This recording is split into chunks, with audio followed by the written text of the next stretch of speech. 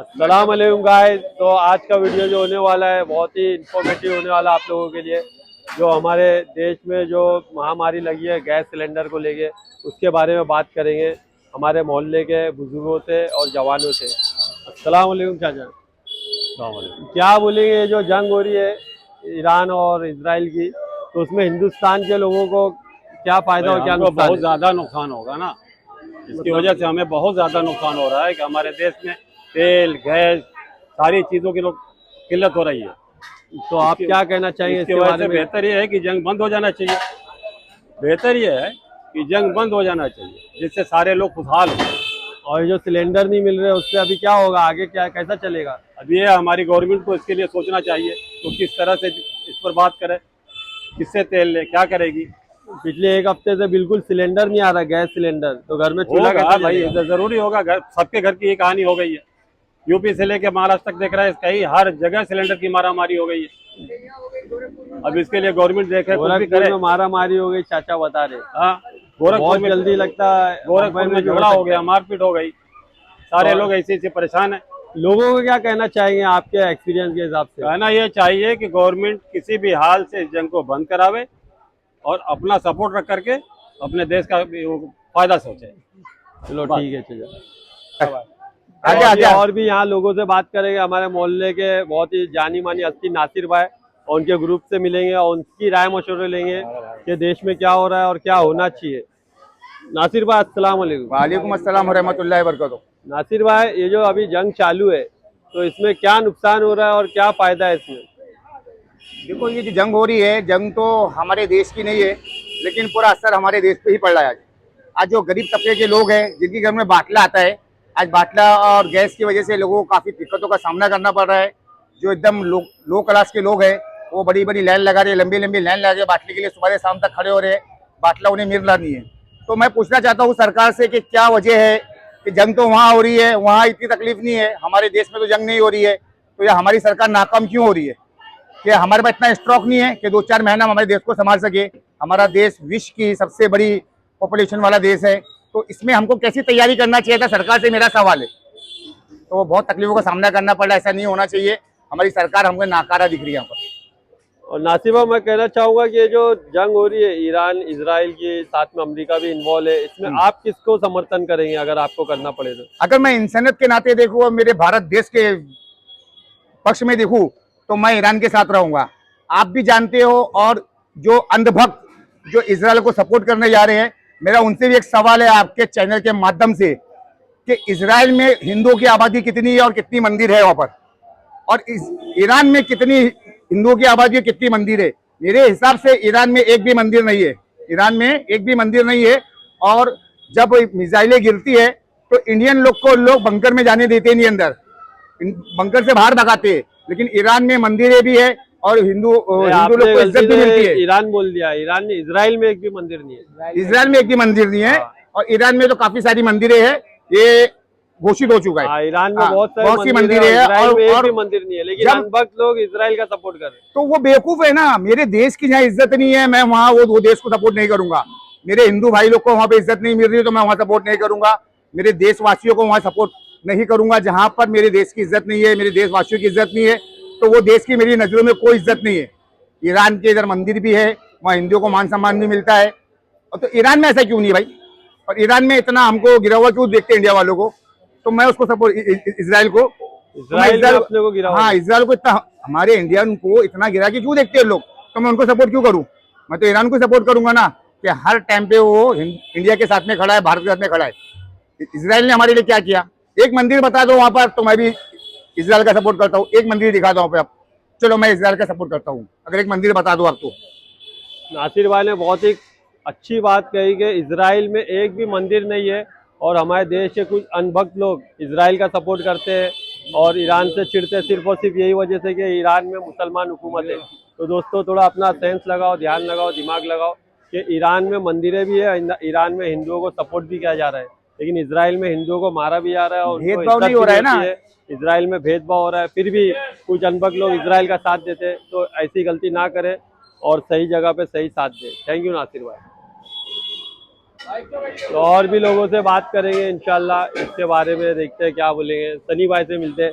सनी भाई, हाँ भाई। ईरान और इजराइल अमेरिका की जो जंग चालू है, तो उसमें हमारे देश का क्या है, उसमें जो देश को लॉस हो रहे हैं?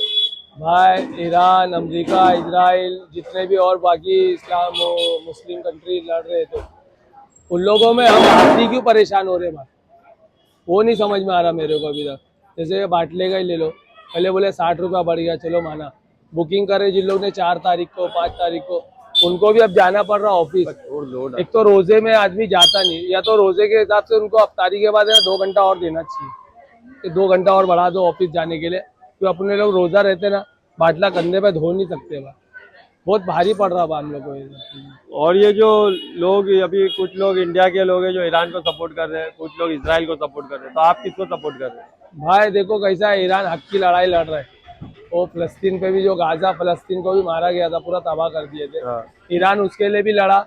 और बारूद के हिसाब से जो अमेरिका, तुम्हारे खुद मालूम है, अमेरिका लड़ रहा नहीं है, अमेरिका सिर्फ लड़वा रहा है, हर किसी को लड़वा रहा है, खाली परेशान करवा रहा है, बाद में अपने हाथ उठा लेगा। जैसे कि उसके फौजी जहाँ जहाँ फंसे थे, उनने सीधा हाथ हटा दिया कि मैं अपने फौजी को भी नहीं बचा सकता हूँ। तो आप किसके सपोर्ट में? ईरान? मैं ईरान के साथ हूँ भाई। चलो सही है भाई। इसके लिए आज परेशान हूँ। और ये बाटले नहीं मिल रहे, उस पर तो आपने बता दिया ये करना चाहिए और मिलना चाहिए। उसके लिए कुछ बोलना चाहेंगे हमारी गवर्नमेंट को या हमारे लोगों को?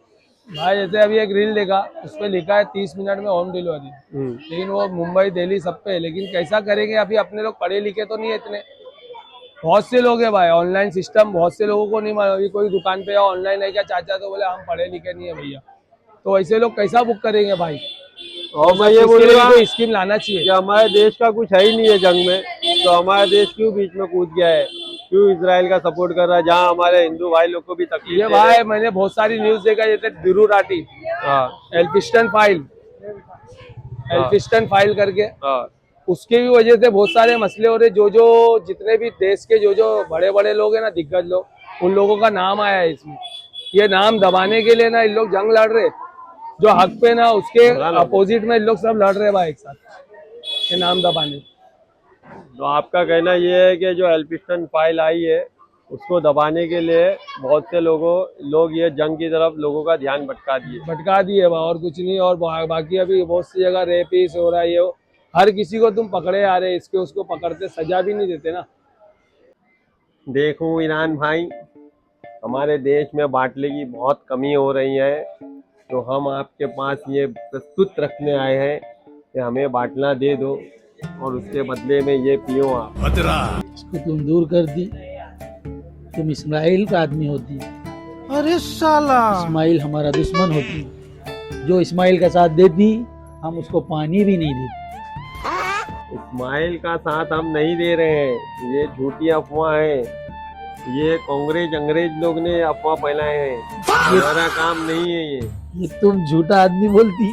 तुम पहले अंबिका के साथ घूमती, अंबिका तुम्हारी गांड फोड़ दी, तो तुम इस्माइल के साथ घूमती, और अब तुम हमारे पास आती। इसकी ईरान भाई, AI का जमाना चल रहा है, मेरा चैनल लगाते हैं और इसी तरह तरह की वीडियो बनाते हैं कि हम इजराइल का साथ दे रही, मगराइल का साथ दे रही, इस्माइल का साथ दे रही। ऐसा कुछ नहीं है, हम सिर्फ और सिर्फ ईरान भाई तुम्हारा साथ दे रही हैं। हम तुम्हारा साथ नहीं चाहती। ये क्या हो गया? तुमको बाटला देती, नाम तुमको तेल देती, तुम दफा हो जाती है। मैं गरीब हूँ।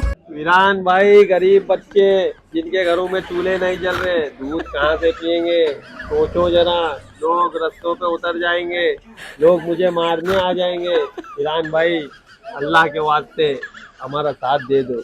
बच्चों का सवाल है, गरीब औरतों का, गरीब बेवाओं का, बहुत लोग परेशान है। वीरान भाई दे दे बाटला, दे दे वीरान भाई बाटला दे दे। हम तुम्हारे से भिखारी को सिर्फ भीख देती, उससे ज्यादा कुछ नहीं देती।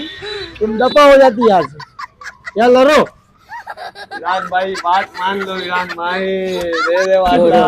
माफी माफी दे दे वीरान भाई, बाटला दे दे